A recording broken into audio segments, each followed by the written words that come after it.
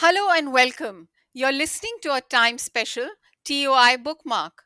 I'm Jaya Bhattacharjee Rose. I'm delighted to welcome the newly minted 2025 International Booker Prize winners, Banu Mushtaq and Deepa Bhasthi, for Heart Lamp selected stories. These have been translated from the Kannada into English.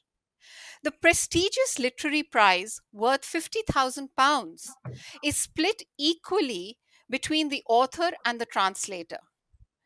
The winners were announced by Chair of the Judges, Max Porter, last night at a glittering ceremony in London. He said, Heart Lamp is something genuinely new for English readers, a radical translation which ruffles language to create new textures in a plurality of Englishes. It challenges and expands our understanding of translation. This was the book the judges really loved, right from our first reading. Heart Lamp is the first collection of short stories to have been awarded this literary prize. Banu Mushtaq is a writer, activist, and a lawyer who hails from the state of Karnataka in southern India. Banu began writing within the progressive protest literary circles in southwestern India in the 1970s and 1980s. Critical of the caste and class system, the Bandaya Sahitya movement gave rise to influential Dalit and Muslim writers, of whom Banu Mushtaq was one of its few women. She is a prominent champion of women's rights. She was inspired to write stories by the experiences of women who came to her seeking help. She is the author of six short story collections, a novel, an essay collection, and a poetry collection. She writes in Kannada and has won major awards for her literary works, including the Karnataka Sahitya Academy and the Dan Chintamani Attimam Awards. Her International Booker Prize 2025 winning book Heart Lamp is the first book length translation of her work into English, having been translated into Urdu, Hindi, Tamil, and Malayalam previously.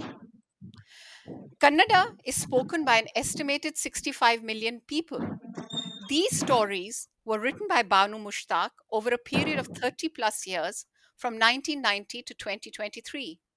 They were selected and curated by Deepa Bhasthi, who was keen to preserve the multilingual nature of southern India. When the characters use Urdu or Arabic words in conversation, these are left in the original, reproducing the unique rhythms of spoken language. Deepa Bhashti is a writer and literary translator based in Kodagu, southern India. Bhashti's columns, essays, and cultural criticism have been published in India and internationally. Her published translations from Kannada include a novel by Kota Shivaramma Karanth and a collection of short stories by Kodagina Goramma. Her translations of Mushtaq's stories won a Pen Presence Award in 2024, a scheme from English Pen designed to support and showcase sample translations, giving UK publishers access to titles from underrepresented languages and regions. Heart Lamp is published in India by Penguin Random House India. Welcome, Banu and Deepa. Welcome and congratulations on this wonderful prize. Thank Thank you. you. Thank you. Okay, first things first, maybe I'll address Banu first. So, ma'am, why did you choose to write fiction? I mean, these stories, they ring true, as do some of the comments that the characters make. What propelled you to do this? I was compelled to write. What else can I do? I cannot provide any relief to the aggrieved women who approach me with lot of worries, with lot of sorrows.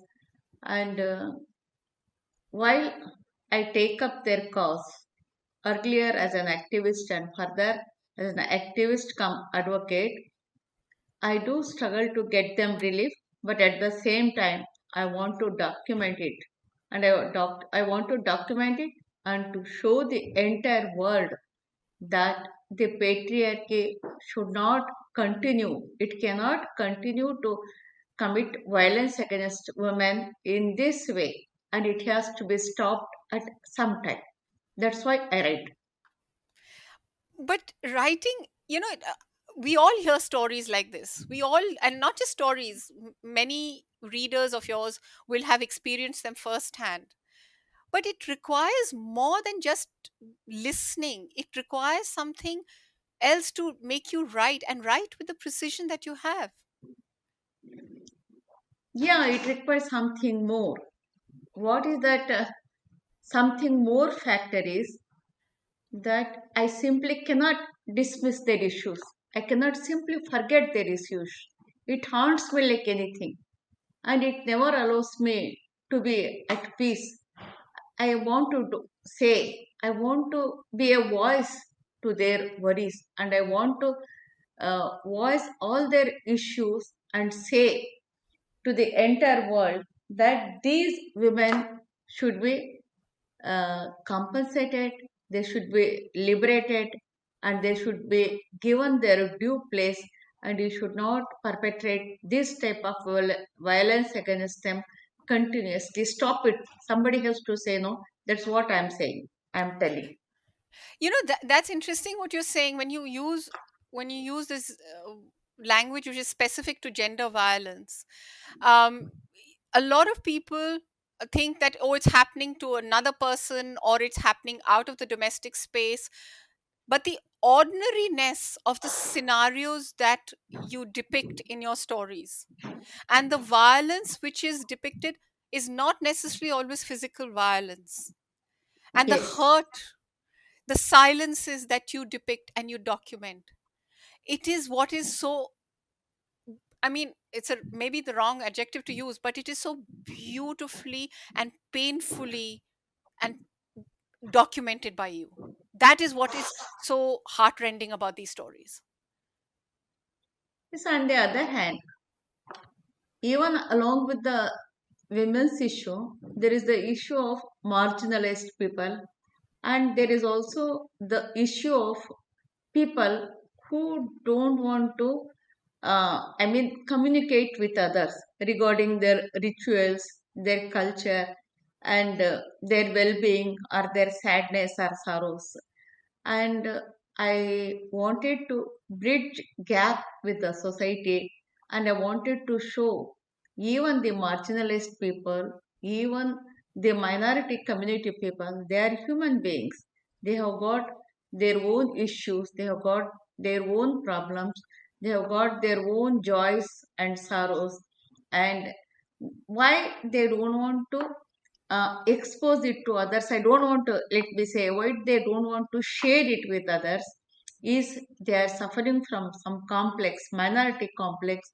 And to avoid this minority complex, I want to share their experiences with the entire world, and to bridge the gap, and to open a window rather than an island. I want them to get mixed up. That's why I write.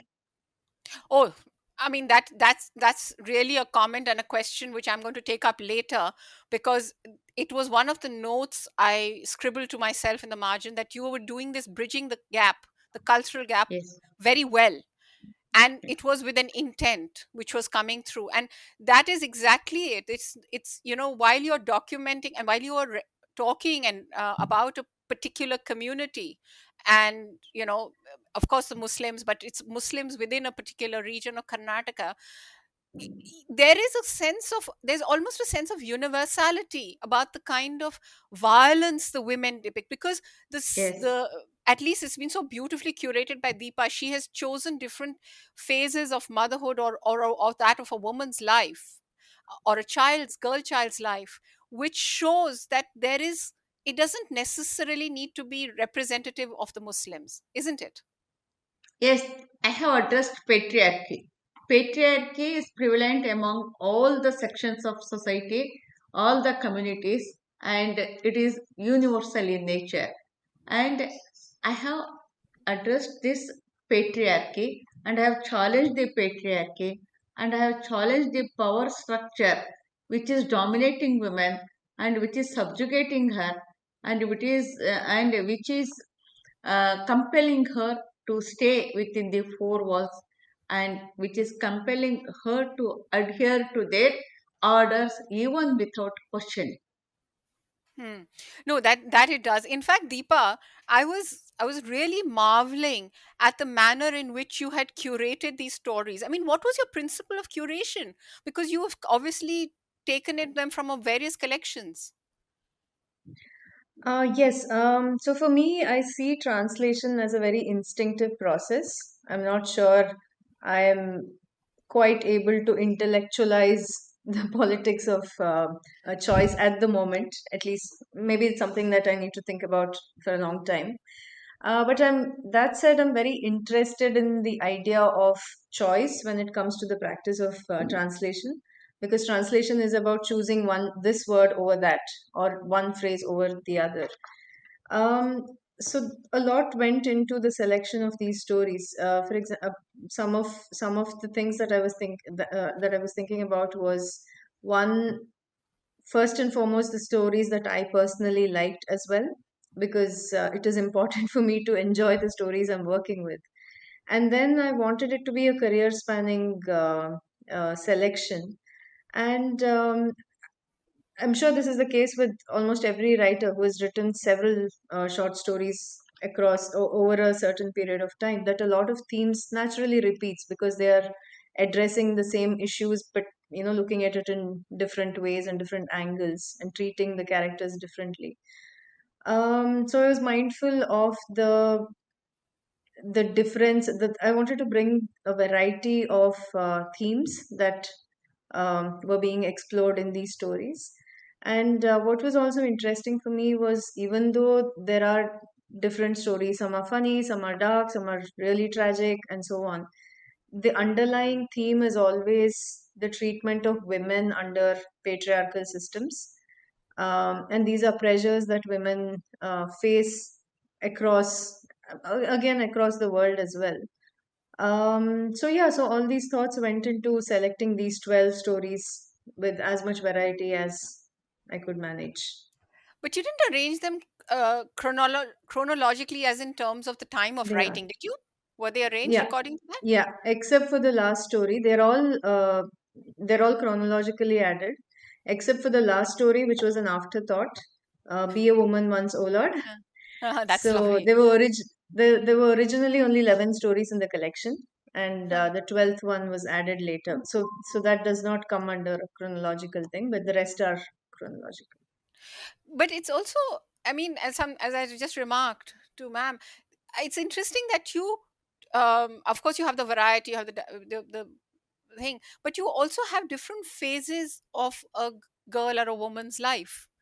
You know, it Yeah. co- it sort of has this arch of the life of a woman in India. Was that a conscious Yes. decision? Was it a Yes, conscious of decision? course. Of course, of course. So these were again part of the many factors that I was looking into when I was making these choices. Obviously, there are many more very, very, I mean, great stories in all the across these six collections. But then naturally, I can't translate 60 stories. I mean, I don't want to either. That makes no sense to do a writer's entire, selection of stories.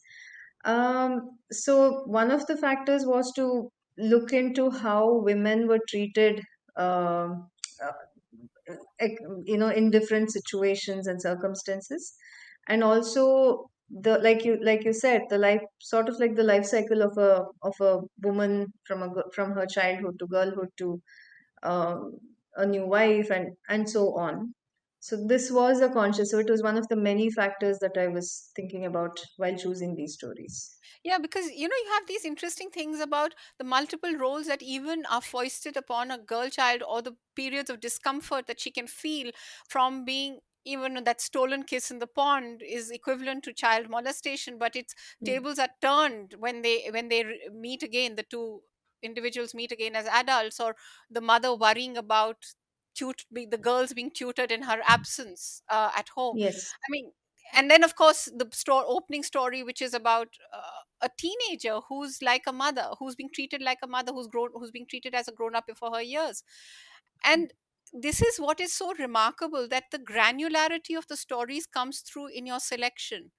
And you know which is a wonderful way of introducing Banu Mam's oeuvre to the rest of the world. It's a very remarkable collection. Thank you. Congratulations. Thank Congratulations. you. You know, Thank you. I've got a lot of comments on it, but ma'am, if I may ask you, if in some of the short stories I kept getting the feeling that, you know how it is that every writer, even if you're listening to the stories of the women who came to you to seek help, writers do tend to put in a bit of their own DNA. They tend to put in a bit of their own experiences. Would it be fair, or would it be too far fetched to say that there are glimpses of semi autobiographical elements in these stories? Of Yeah, in every writing, there will be some autobiographical element of an author. That is a fact. But in my stories, not there is no uh, uh, very serious autobiographical elements are there. But the day-to-day experiences of the women which they shared with me, that has been recorded, that has been the raw material for my stories. As an activist and as an advocate, I uh, uh, face so many women every day. They come to me, they talk to me, and sometimes I counsel them, sometimes I get them legal relief. But apart from these two issues, they want a counselor to which they will, because in our places, they don't have any system of counseling, and they think me as a counselor and they start telling so many things which are not necessary for a legal drafting. And during that some conversation, during that consultation, I record those things which are of the humanitarian importance, and which are emotional, and which are not in my mind, which are the experiences of those women, that I record separately, and that start grows in my mind with a different type of imagination, and with a different type of world, and a different type of aspiration. I give shape to them. Yeah, fair enough. I mean, you I mean, yes, of course every writer does bring in their own experiences, and I'm not there's I mean, it's very subjective to say whether it's serious or not. Those are elements which you put in are of purely of your choice and of your making. But I would say, what I was probably referring to is in terms of, some of those experiences that you have of the motherhood, or of the women, or of immediately being a new mother. There was something about it ringing as if, this was heartfelt, this was first hand experience. Yes, It was something which resonated even with me, as a reader. And that's what I was referring to. It You get that beautifully, you get those emotions beautifully, yes, you know yeah, emotions. That emotions, that is very necessary for any creative work. That emotion, it comes naturally. It is my experience also, as well as the experience of those agreed women. But during writer, there is a continuous flow, and I cannot differentiate which is my experience and which is their experience. See And that that. way it blends together Yeah, and gives that is. a definite, I mean, effect. And storytelling is easy process if you think like that. And if you think it's a somewhat difficult process, it is difficult also, because a story I can write within 3 days. It is my experience. I can write a story within 3 days, or maximum within a week if I want to write it. And there will be drafts of some stories. I have written half the story. The draft is with me, and I am unable to complete it even after 1 year, 2 year, or 3 years. I don't know. I don't get that type of sparks, or that type of a special feeling and that type of turn and twist that I may complete that story. I cannot explain that process. It is only I can feel it, and I can assume, or I can say that it is something divine feeling that you get, something which your mind, your heart, that blends together and gives you a definite direction, and definite words are provided to you. And whenever I start writing a story, I see characters in presence of me. They are talking, they are fighting, and they are resisting everything. I just go on recording it. Yeah. That's the thing, it you have the tiny details. It's almost as if these performances are taking place. Performances, of Yes, course, artistic, but in this case, you can see the characters working, you can see them. And the other beautiful thing I discovered realized with your stories was that you begin reading them, and this is thanks to Deepa's translation of making them available for us English readers, is they you get completely immersed in that world. It's impossible to look here or there, and the stories linger with you. I mean, that is what is so remarkable. And maybe Deepa, you can jump in here, because this is, you're the bridge who has broken, I mean, who's brought the stories here into this larger populace, larger readership. And there's something which has struck me very deeply with this, is that you say Banu ma'am speaks Dakhni, a fascinating mix of Persian, Delhi, Marathi, Kannada, and Telugu. But your mother tongue is Havyaka, a dialect that harks back to Old Kannada and is spoken by a small community of upper caste Brahmins from the Arabian coast. Yet, what I found about your translation was that the rhythm of the English flows beautifully. I mean, and obviously, you were making decisions on the spur of the moment. Whether it was to italicize or not is not the point, but to translate or explain the words. I mean, if you can, how did this process come about? If you can. Um, yes, thank you.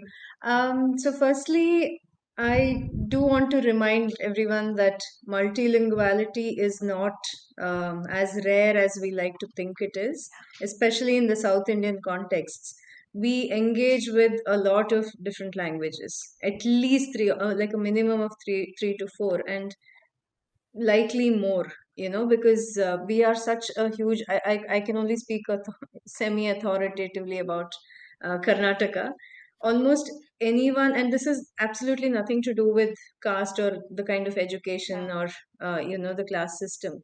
Everybody is, a lot of people are multilingual, so on an everyday basis, little words or little phrases from another language creeps into our everyday conversations. So, multilinguality is very much our lived experiences. And I was very, very clear right from the beginning that I wanted to maintain this multilinguality in the translation and not flatten it out into just one English. Which is probably, and I was very aware of the musicality of the Kannada language, because there is I mean, obviously, everybody loves their mother tongues the best, but there is a certain rhythm and musicality to the language which I hopefully managed to preserve by retaining some words. And the decision to italicize or not italicize, I think, is super important. It is a very political decision, because italicizing, like I explained in the translator's note, is an othering of the language itself when you do it. And when you don't, it sort of blends into the English that the reader is experiencing in the book as well. And especially, I think in India, we're all aware that to us, English is a language which comes with a huge amount of baggage.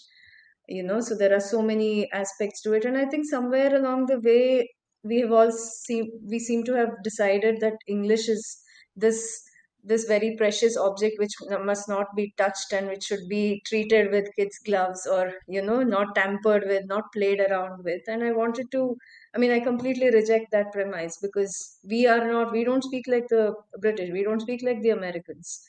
we speak with a sense of our languages, whether it is Kannada or Tamil or Hindi or whatever. So, which is what I keep going back to, this idea that it is a translation with a strong accent. And I think that is where the musicality is retained. And when you bring in these everyday experiences of multilinguality into a translation by retaining the Dakhini or Arabic or Urdu or Kannada or whatever other languages, I think that is where the retaining of, the cadence, the musicality, the rhythm, those things remain in the translation. Yes, and it's a fascinating blend. It's an amalgamation which is brilliant. And as you say, I mean, whether it's South India or even up in North, we do speak more than one or two languages at any given Yeah. point. It's just something which is intrinsic to our culture, and Yeah. this is exactly what I mean. Whether it's the being a polyglot, but it is exactly what I've found refreshing about Banu Ma'am's stories was that, ma'am, you do not capitulate to any form of othering, but you choose to depict life as it is within the community. You form these bridges, and very casually you bring in the syncretic culture that we live in. You bring in a cross pollination of experiences of our diversity, and when you're reading it, especially as an Indian, when you're reading it, you're like, this is life. As my teenage daughter says, we're just people, we're just talking to each other. Why do we have to always identify ourselves by our faith and religion? That she's constantly saying this. And Deepa, this is something which you even address in your note. But ma'am, this is something which I wanted you to talk about, because you do this, I don't know whether consciously or unconsciously, but it comes across very well, that you do not other people, you present your Yes, yes, community as it yes, is, and you form yes, cultural bridges. That's what you yes, do. yes, of course. Actually, our culture teaches us, whether it be it Hindu or Muslim or Christian, or whether it may be Kannadiga or Tamil or Malayali, anybody. Our culture teaches us the culture of human beings, the culture of neighborhood, the culture of human being, and it also teaches the basic culture of love energy. And that is prevalent even in our village sites and even in our homes. And we were taught. So we are Muslims. We perform feast during Ramzan feast. Whenever there is a neighbor who is uh, having vegetarian food habits, our female elders of the family, they used to get us a plate full of, sweets, coconut, pan, flowers, everything to share with them. Though they won't take non-veg food, we used to go to their home and we used to offer them sweets and all these types of things. And on the other hand, those people would invite us for their feasts, and they used to feed us. And if there is anybody neighboring person having a small kid, we visit them and give a 500 rupees to it, and we took care of that baby, and they neighbor, whoever they might be, they took care of our babies. And this culture of coexistence is there, was there, and even today is there. The fabric, though it seems to be, tarnished somewhere, it remains there. So there is no question of othering. There is a question of only inclusiveness. Good. That is present. That is prevalent in our society. That is what I want to say in my stories also. I'm so glad you said it, because I know we are running out of time, but I'm so glad both of you have said what you did, because to my mind, when I read this collaborative work of yours, to me it was like, thank heavens we have literature like this, because literature ultimately is a form of resistance. And Yeah. and it is absolutely tremendous that the two of you have burst upon this global literary stage in this manner. More power to the two of you, and congratulations once again. Thank you for being on Thank TOI you. Bookmark. Thank you very Thank you so much. much for having us. Thank you.